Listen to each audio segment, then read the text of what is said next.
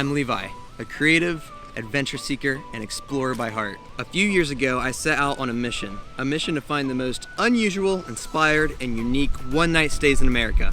And I'm taking you with me. This is Tiny BNB. Let's go.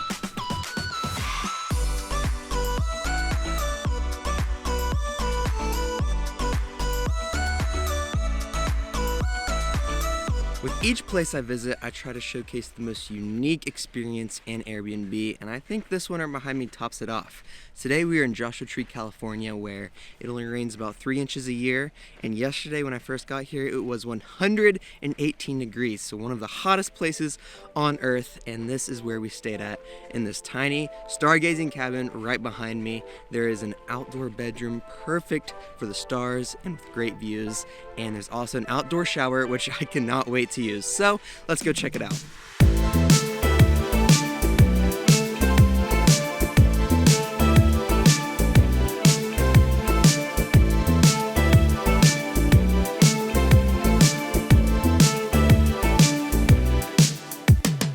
You pull off into your road, which is like a desert road, and you drive right down it. It's really private and peaceful. It is very quiet out here as well.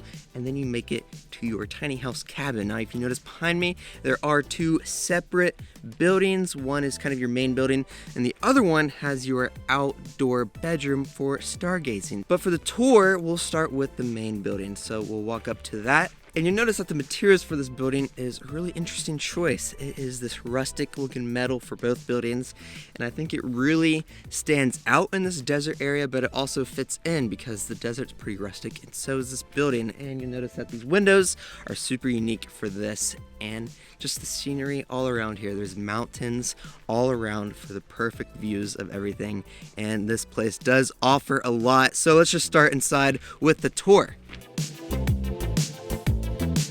Then you walk into your beautiful tiny house cabin. As you can see behind me, this place is really grand and open. The ceilings literally go all the way up to the roof right here. And let's just start in with this main room. The inside really matches what the outside looks like, kind of with the industrial rustic look. I like it a lot. You got your main floor here with your living room and dining room and kitchen area. There's a couple rooms back in the back, and then you have a loft upstairs. So there's a lot this tiny house has packed into such a small space. On the left side is your dining area. You have your dining table. You have a couple cabinets that have games and miscellaneous stuff like matches for your fire or a couple lanterns. And on the back part of this is half of your kitchen. Yes, this is only half of it. The other half is on the other side. This half has your sink, your stovetop burner, and all of your utensils that you need on the bottom and actually above as well. There's cabinets above. Moving along to the other half of this main floor area, if you look up, you notice that the ceiling goes all the way to the roof. There's also some skylights up there, which is pretty unique. You have your living room right over here with this huge couch that also converts into a bed if needed. You have your TV and just a couple other knickknacks over here. The windows on this side are absolutely massive. And of course, the best part, you have gorgeous views of the mountains right across from your tiny house. So this place is definitely unique, and you are in a pristine spot, I would say. Right behind all of this, you have your other half of the kitchen. There's just your mini fridge here, all your coffee supplies above and below, and that's really about it. I would say it's pretty neat that your kitchen is split in half, a good use of space for this layout of a home. And then now you have your ladder that leads up to your loft. So let's head up there. Once you get up to your loft, you'll notice that it's just your sleeping area. It's just a bed, and there's a huge skylight right next to your loft as well. Hence the name Stargazing Cabin, so it fits, but this isn't the main stargazing spot yet. You can sleep up here if you want, and you have great views from above. Let's head back down, and now we'll head into the back part. And lastly, on the left, you have your bathroom, and then on your right, you have your full shower with a window with the great views. Now, there's nobody around, so there's no need to cover up the window, and you can shower with the great views and with this giant boulder inside the shower. And now we'll walk out this back door, and it greets you to this area that kind of connects to your main cabin to your stargazing cabin. They have some seating options out here, one behind me of course, and there's one right over here on the other side. And then right in front of me, you have this outdoor shower.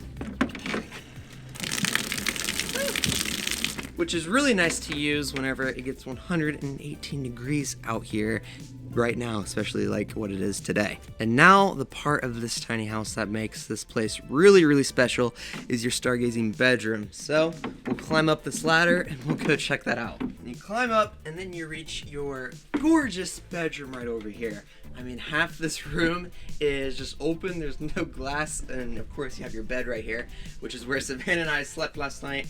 And it was so beautiful looking at the stars. There's no light pollution out here or anything. And then you wake up to this gorgeous view right over here, right in front of you. And right here you have this table, perfect for coffee in the mornings. We moved the table over here in the front and we drank our coffee out here with the view. And it's just so beautiful. But there's a couple other things up here to note. There is a telescope out here. Of course, I think you have to have a telescope so you can look at the stars.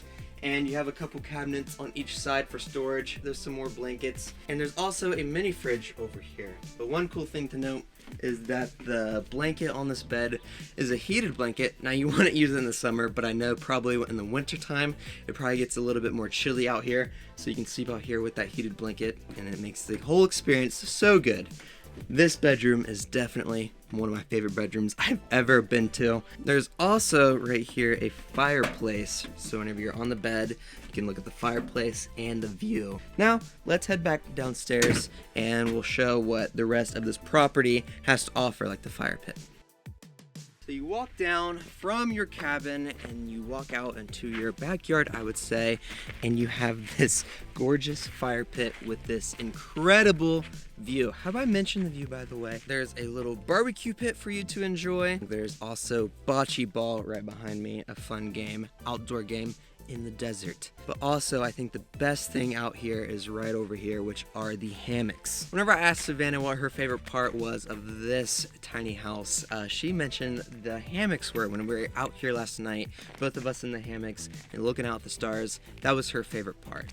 And then also right out here, if we walk over this way, there's this massive solar panel, which, like I said in the beginning, this place is off grid. So this huge solar panel right behind me generates the electricity for this home. There is AC and outlets everywhere, so it's like a normal tiny house. Being out here and where it's sunny the entire time, it's nice to have some solar panels. So this is your off-the-grid stargazing tiny house cabin in Southern California, right next to the Joshua Tree National Park. So now let's go check out our next unique tiny house Airbnb. Today we are here in Joshua Tree, California. It's a really windy day, but this tiny house right behind me, I'm going to be showing you and giving you a tour of this 300 square foot tiny home. It is Casita Conejo.